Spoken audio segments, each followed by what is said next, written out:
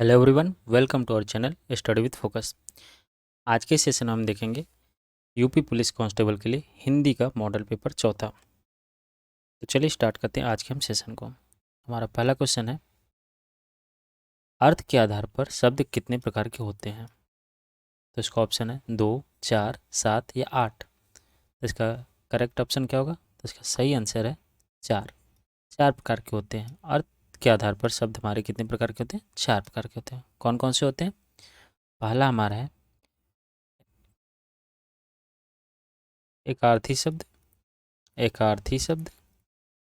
दूसरा है अनेकार्थी शब्द। अनेकार्थी। तीसरा शब्द है समानार्थी शब्द। समानार्थी, जिसे हम लोग कहते हैं पर्यायवाची। पर्यायवाची। और चौथा है विपरार्थी। विपरार विपरार्थी।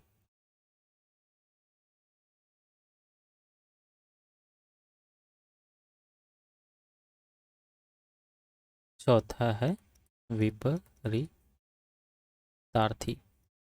तार्थी शब्द, जिसे हम कहते हैं विलोम शब्द।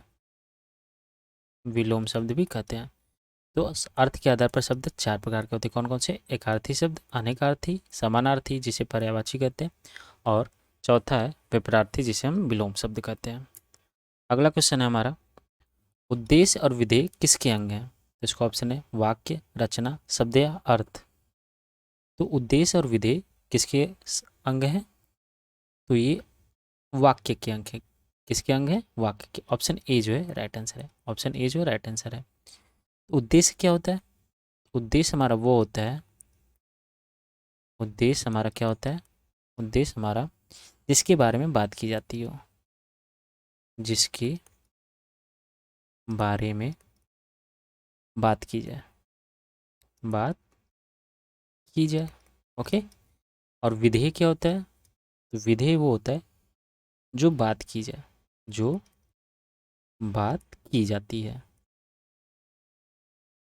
ओके। तो ये विधेय होता है। उद्देश्य होता है जिसके बारे में बात की जाए, और विधेय होता है जो कि बात की जाए। जैसे सोहन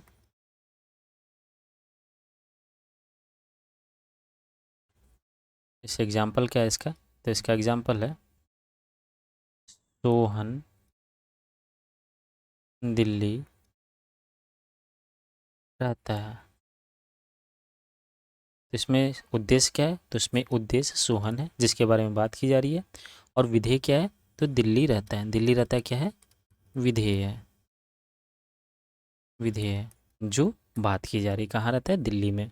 और किसके बारे में बात की जा रही है? सोहन के बारे में। तो उद्देश्य और विधेय किसके अंग है? वाक्य के अंग है। अगला क्वेश्चन देखते हैं। हमारा अगला क्वेश्चन है, वाक्य के प्रयुक्त शब्द को क्या कहते हैं? तो इसका ऑप्शन है लिपि, पद, शब्दांश या भाषा। तो इसका राइट आंसर क्या होगा? पद। ऑप्शन बी जो है राइट आंसर है। वाक्य के प्रयुक्त शब्द को हम क्या कहते हैं? पद कहते हैं।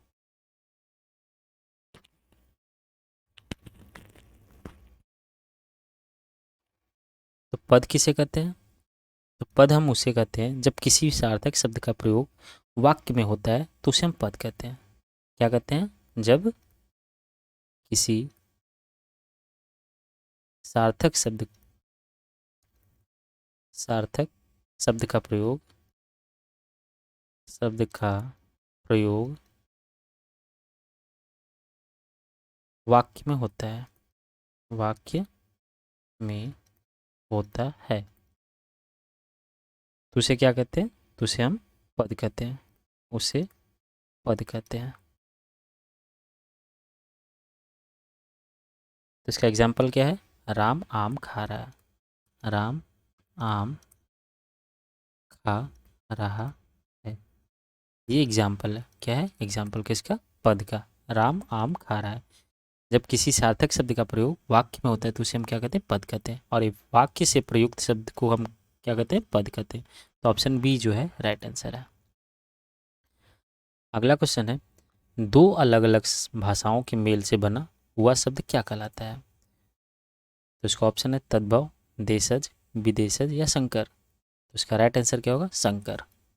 ऑप्शन डी जो है राइट आंसर होगा। ऑप्शन डी क्या होगा? राइट आंसर है। दो अलग अलग भाषाओं से मेल से जो बना होता है उसे हम क्या कहते हैं? संकर कहते हैं। ऑप्शन डी जो है राइट आंसर है।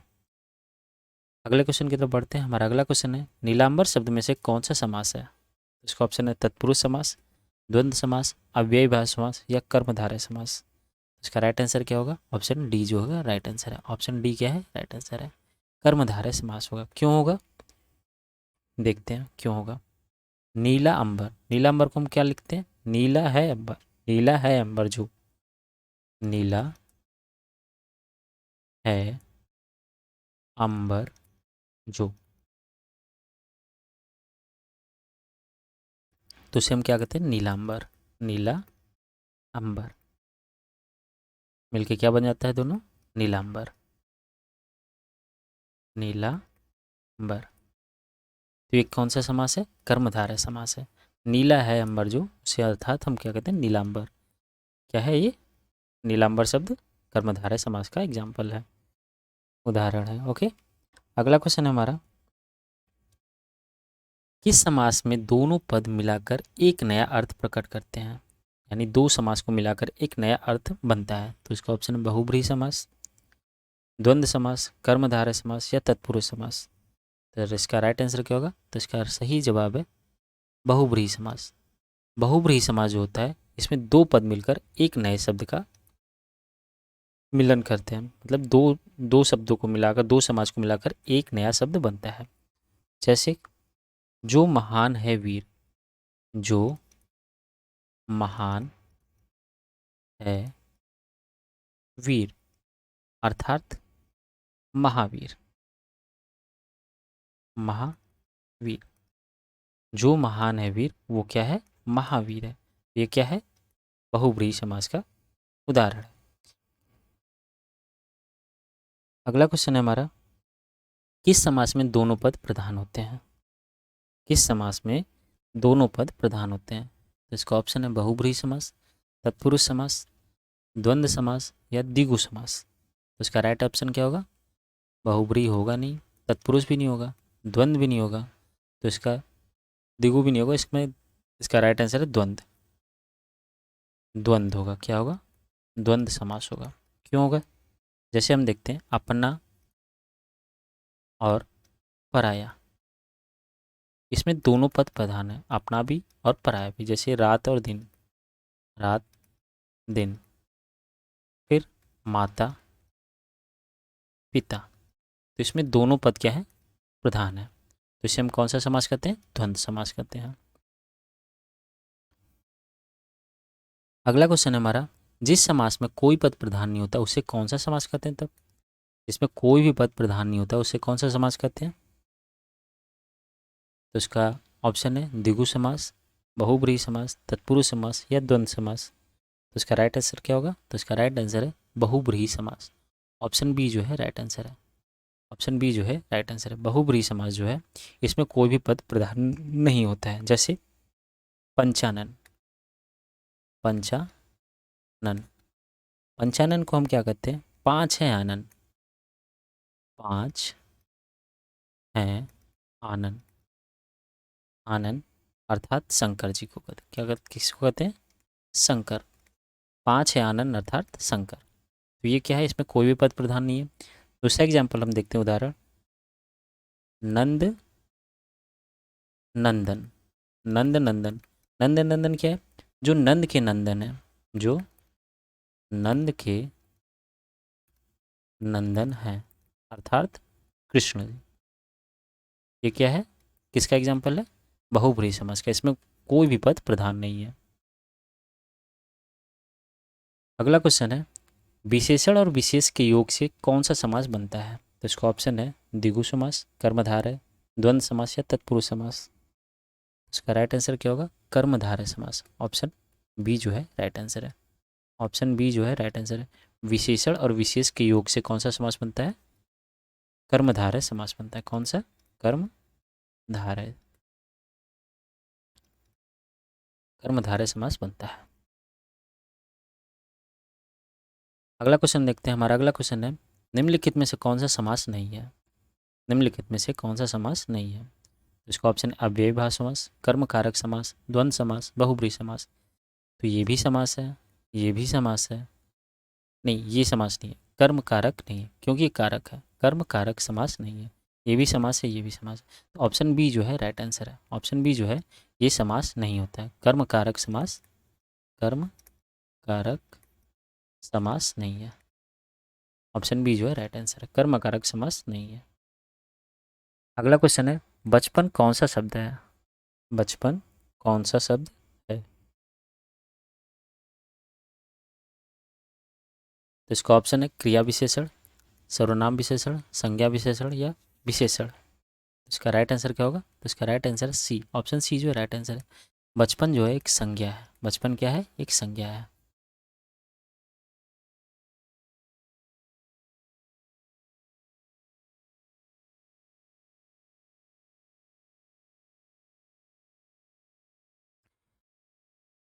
तो इसमें हम देखेंगे कौन कौन से समास होते हैं। इस क्वेश्चन में हम क्या देखेंगे, समास कौन कौन से होते हैं। तो पहला हमारा समास होता है, पहला समास अव्ययी भाव, अव्ययी अव्ययी भाव समास, अव्ययी भाव समास। दूसरा कौन सा होता है? तत्पुरुष समास, तत्पुरुष। तीसरा कौन सा होता है? तीसरा होता है कर्मधारय। चौथा कौन सा होता है? चौथा हमारा द्विगु समास। पांचवा कौन सा है? पांचवा है द्वंद्व समास। छठवां है हमारा बहुब्रीहि समास। ब्रीहि समास। ये हैं हम 1 2 3 4 5 6 6 समास होते हैं। कौन कौन से? अव्ययी भाव, तत्पुरुष, कर्मधारय, द्विगु, द्वंद्व और बहुब्रीहि समास। तो ये सब समास के प्रकार हैं। अगले क्वेश्चन की तरफ बढ़ते हैं। अगला क्वेश्चन हमारा, उपमान और उपमेय का अभेद क्या कहलाता है? तो इसका ऑप्शन है उपमा, रूपक, उत्प्रेक्षा या भ्रांतिमान। इसका राइट आंसर क्या होगा? रूपक। ऑप्शन बी जो है राइट आंसर है। उपमान और उपमेय का अभेद क्या कहलाता है? रूपक। तो रूपक को हम क्या कहते हैं? रूपक क्या होता है? तो रूपक वो होता है जैसे किसी वस्तु को दूसरी वस्तु के समान तुलना करना। किसी वस्तु को किसी दूसरी वस्तु के साथ तुलना करना। किसी दूसरी वस्तु के साथ तुलना करना, तुलना करना। तो ये क्या कहलाता है? रूपक। ओके। अगला क्वेश्चन है हमारा, जहाँ उपमेय में उपमान की समानता संभावना व्यक्त की जाती है वह कौन सा अलंकार होता है? तो इसका ऑप्शन उत्प्रेक्षा, उपमा, रूपक या संदेह। इसका राइट आंसर होगा उपमा। ऑप्शन बी जो है राइट आंसर है। जहाँ उपमेय और उपमान की समानता की संभावना को व्यक्त की जाती है वहाँ उपमा अलंकार होता है। ऑप्शन बी जो है राइट आंसर है। नेक्स्ट क्वेश्चन की तरफ बढ़ते हैं। हमारा अगला क्वेश्चन है, जहाँ बिना कारण कार का होना पाया जाए वह कौन सा अलंकार होता है? तो इसका ऑप्शन है विरोधाभास, विशेषोक्ति, विभावना या भ्रांतिमान। तो इसका राइट आंसर होगा ऑप्शन सी। ऑप्शन सी जो है राइट आंसर होगा। विभावना अलंकार होता है कहाँ पे? जहाँ बिना कारण के कार का होना पाया जाता है वहाँ कौन सा समास होता है? विभाव अलंकार होता है विभावना। ओके, ऑप्शन सी जो है राइट आंसर है।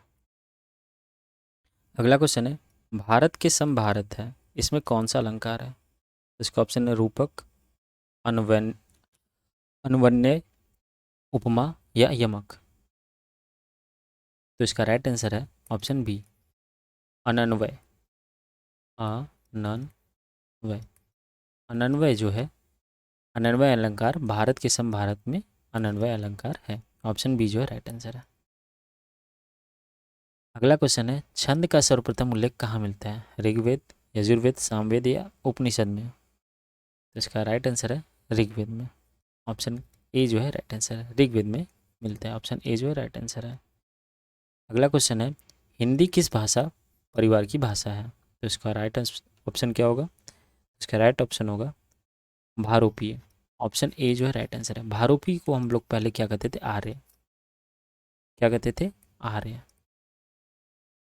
आर्य ही भारोपी है। तो हिंदी भाषा किसकी भाषा है? आर्यों की है। अगला क्वेश्चन है, भारत में सर्वाधिक खड़ी बोली वाली भाषा कौन सी है? तो इसका ऑप्शन है हिंदी, संस्कृत, तमिल या उर्दू। तो इसका राइट आंसर क्या होगा? हिंदी। ऑप्शन ए जो है राइट आंसर है। ऑप्शन ए क्या है? राइट आंसर है।